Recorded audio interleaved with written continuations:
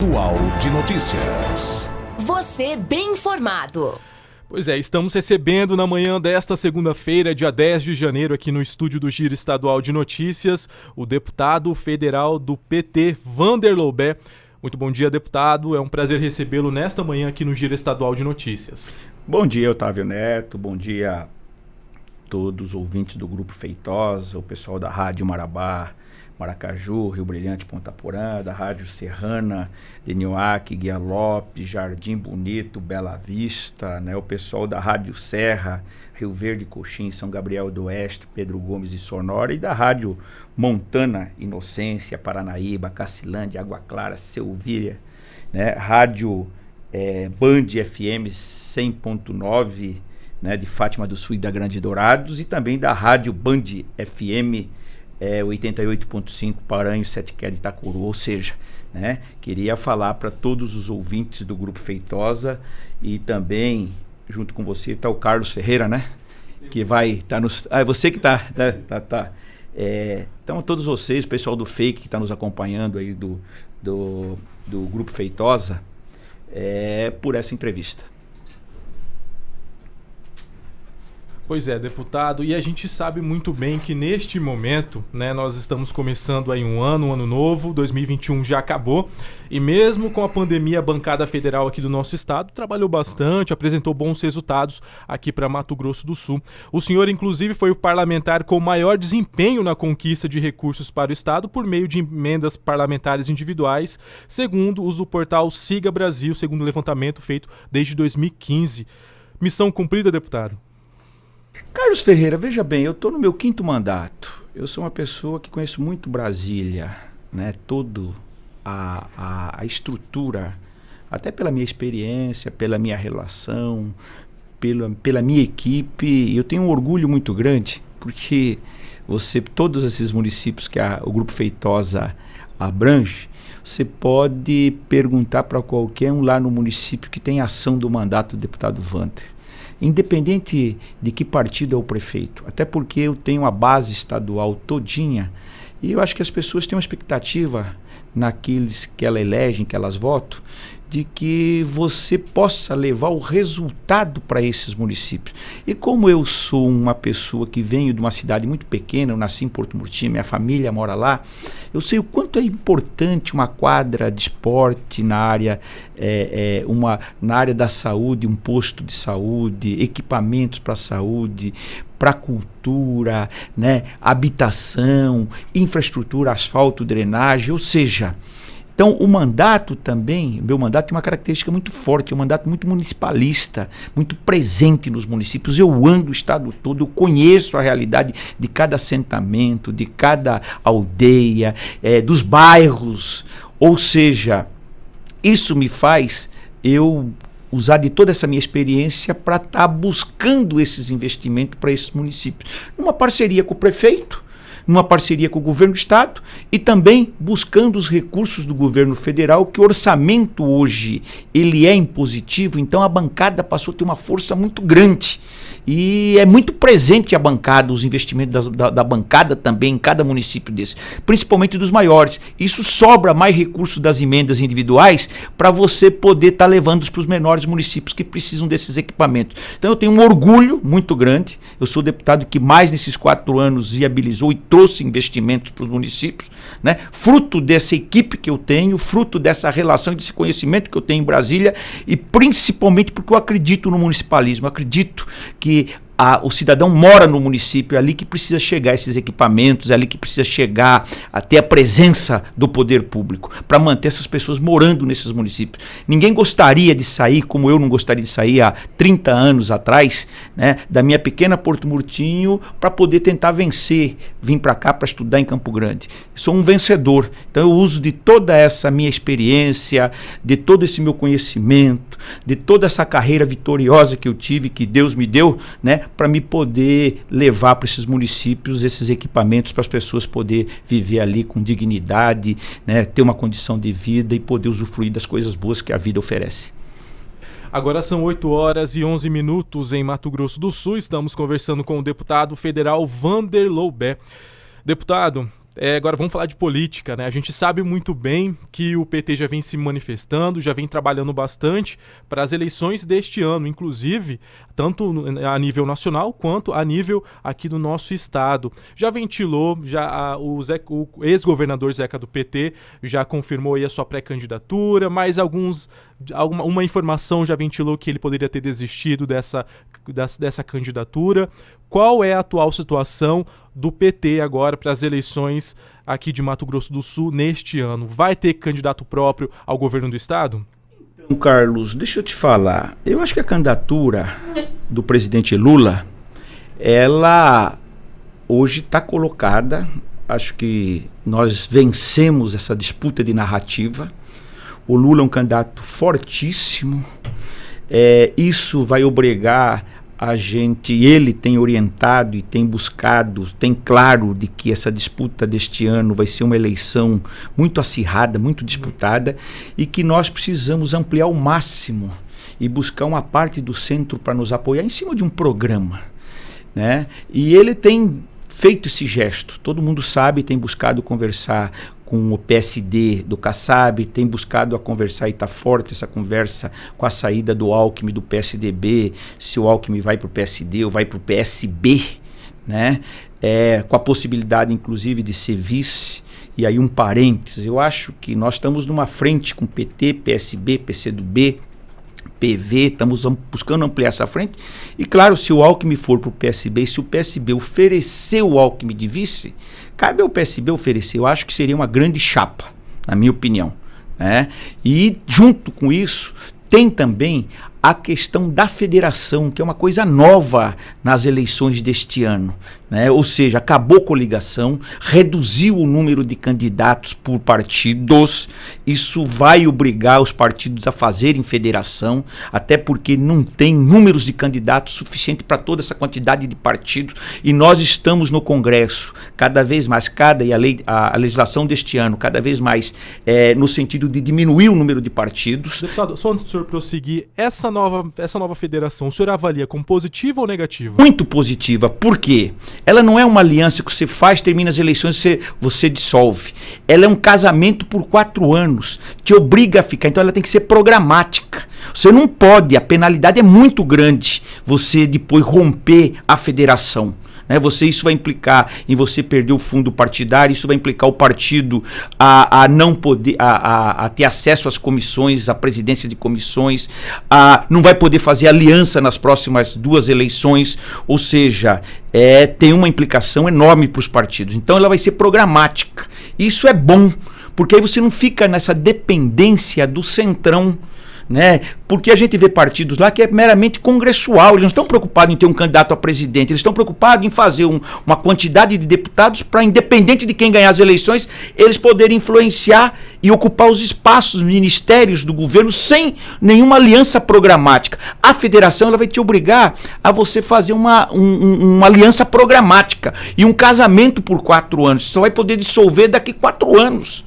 E isso vai ser muito bom. Nós esperamos que com isso, se a gente conseguir consolidar, claro que não é uma coisa tão fácil, porque isso implica uma federação, é nacional, ela desce para os estados e ela vai descer para as eleições municipais de 2024. Né? Ela te obriga a ficar casado nessa federação por 4 anos. Mas mesmo assim, eu acho que isso é salutar e importante. Isso vai reduzir muito o número de partidos. Para a democracia brasileira é fundamental, na minha opinião, e também para o próximo presidente, principalmente se for o Lula, porque aí você vai ter uma base de 150, 180 deputados, né, que você passa a ter uma força muito grande. Não que você não vá depender dos outros partidos, né, mas aí alianças pontuais. Você vai governar numa federação com 180 deputados, 190, isso te dá uma robustez muito grande para você implantar o teu programa de governo que você vai disputar nessas eleições. Então eu acho que para a democracia é muito importante, eu acho que A candidatura do Lula cada vez mais se consolida, não tem narrativa para a terceira via, não tem espaço para nenhuma via de acostamento, ou seja, né, você percebe aí as candidaturas que se colocaram como terceira via até agora não mostraram para que veio. Essa eleição vai ser polarizada, na minha modesta opinião, entre nós e o bolsonarismo.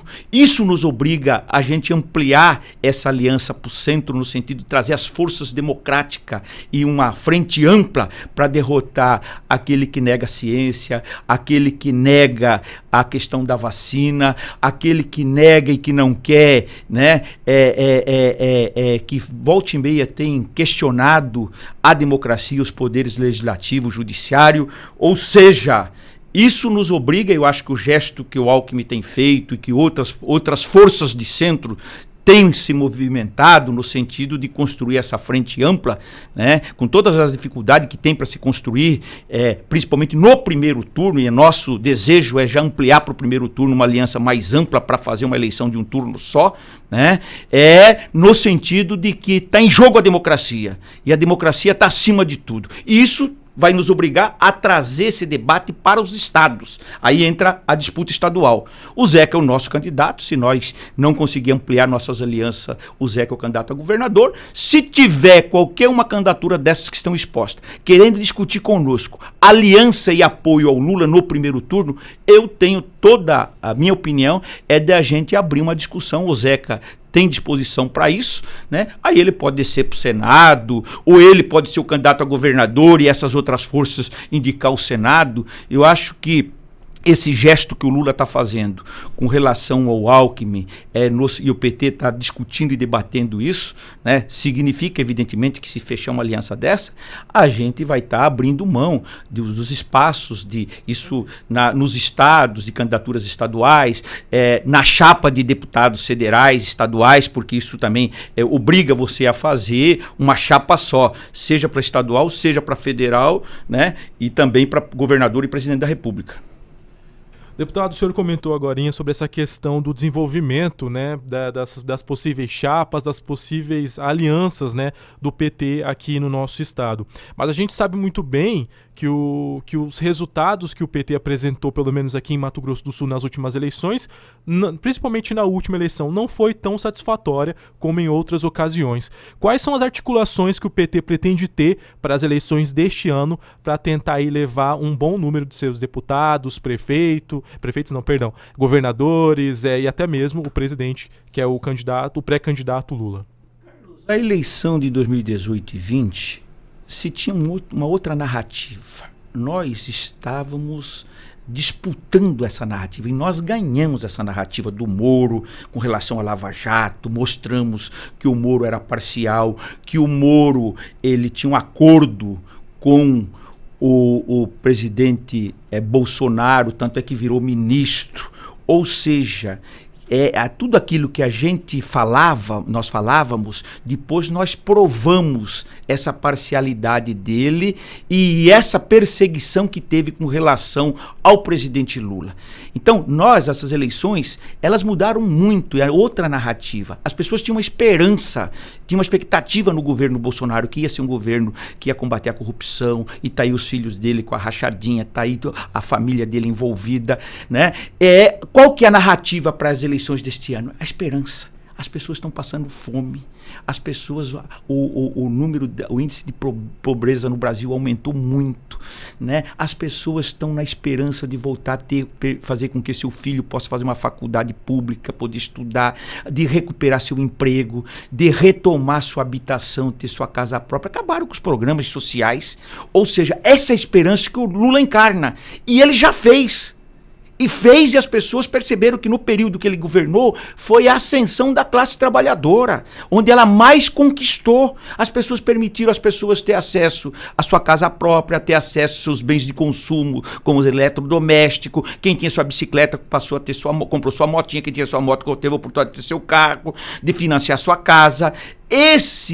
toda essa ascensão, nesses últimos anos, vem reduzindo, vem perdendo. Então, essa esperança que as pessoas têm no Lula. Por isso que o Lula, essa narrativa não tem espaço para a terceira via. O Lula representa essa terceira via. E ele está muito correto quando ele está buscando ampliar também as alianças políticas, porque se governa com partidos, para permitir com que ele possa implementar o programa de governo a partir do ano que vem. Porque não adianta você ganhar as eleições e depois você ser obrigado a governar no mesmo modelo que a gente acabou tendo que fazer na época com o Centrão, né? E que agora o Bolsonaro se entregou mais ainda.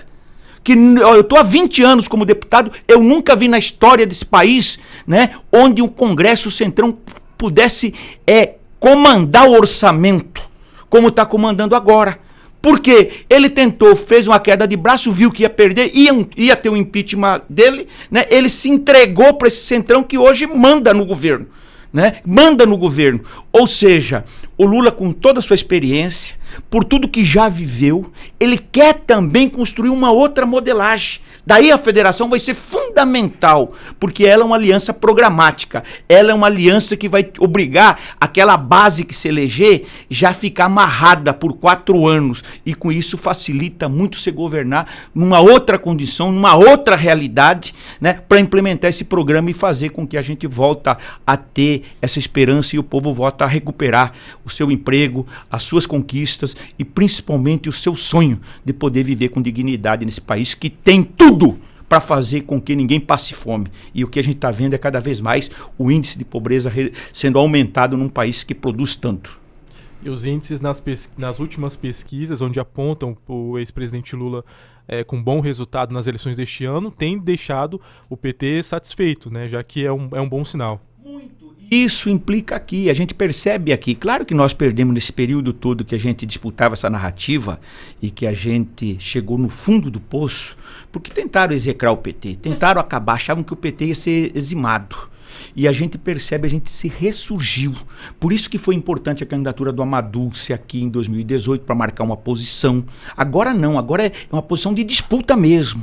E eu vejo que a gente tem muita chance de disputar tanto com o Zeca, ou seja, numa aliança, como reforçar a candidatura do Lula e fazer o Lula ganhar no primeiro turno e depois poder governar para recuperar a esperança das pessoas que vivem, que têm essa expectativa e que botam essa expectativa na candidatura do Lula. Eu acho que isso vai facilitar a gente eleger uma grande bancada estadual e federal, muita gente procurando o partido. O PT, o partido, se você viu essa última pesquisa do Datafolha, voltou nos patamares de 2013, que foi o seu melhor índice.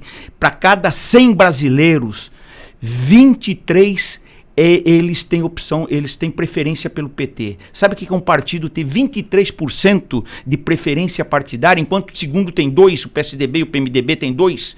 Ou seja, é uma robustez muito grande. E isso nos dá segurança de que a candidatura tanto do Zeca como a do Lula é muito viável. Claro que os estados todos estão olhando.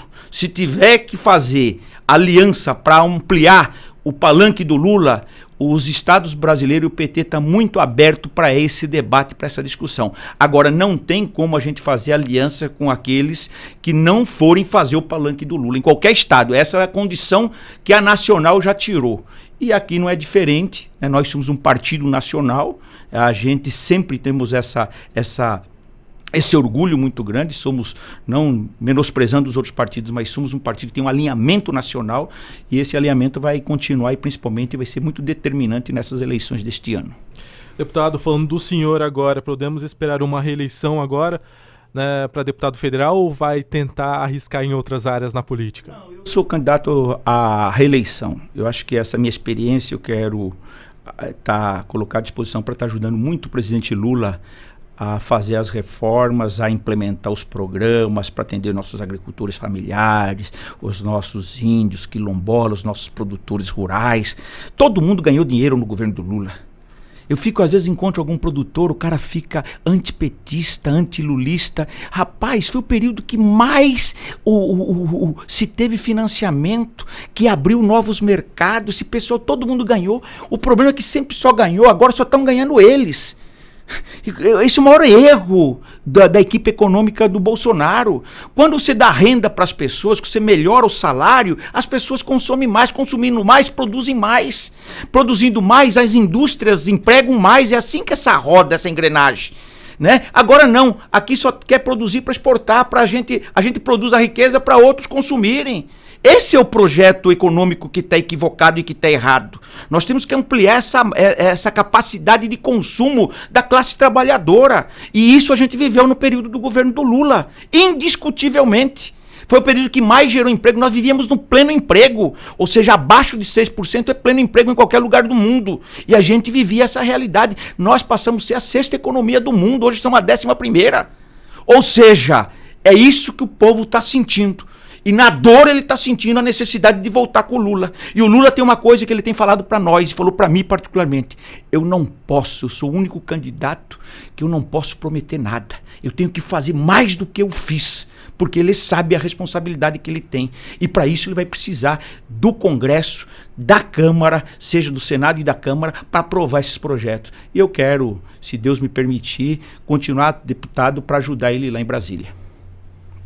Agora são 8h27 em Mato Grosso do Sul. Conversamos com o deputado federal Vander Lobé, do PT. Deputado, foi um prazer recebê-lo nesta manhã aqui no Giro Estadual de Notícias. Eu que agradeço, né, essa oportunidade, quero agradecer ao Grupo Feitosa e particularmente ao Luiz Carlos Feitosa e também ao filho dele, o Érico, né, Feitosa, né? Érico, né? Henrico, né?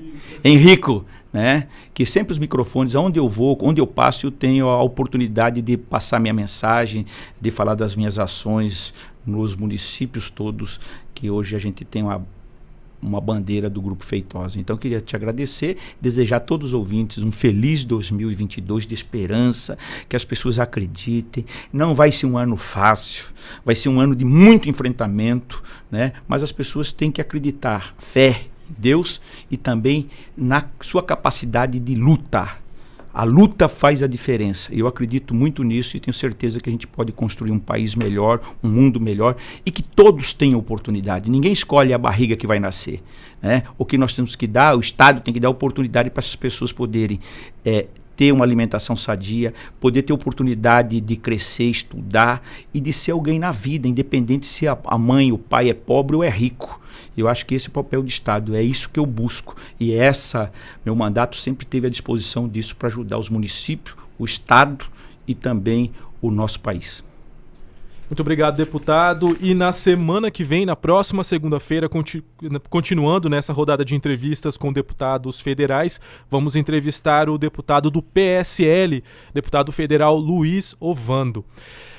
Agora são 8h29 em Mato Grosso do Sul. O Giro Estadual de Notícias fica por aqui. Muito obrigado pela sua companhia.